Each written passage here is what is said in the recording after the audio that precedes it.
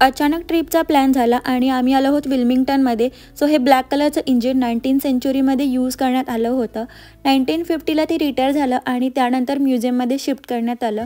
हा आहे history hall. History हॉलमध्ये रेल्वेच्या सुरुवातीला जे काही डॉक्युमेंट्स होते, ज्या काही गोष्टी यूज केल्या होत्या त्या इथे रिप्रेझेंट केलेल्या आहेत। TC आणि इंजिनियरचा पण स्टॅच्यू लावण्यात आलेला आहे आणि असा होता वुमनसाठी मेन ड्रेस कोड आणि याचे फोटो पण काही इथे लावलेले आहेत। ऑफिसचं स्ट्रक्चर असं होतं आणि त्यावेळी यूज करण्यात आलेली ही सुरुवातीची घंटा, ज्याचं वजन आहे 1,68,000।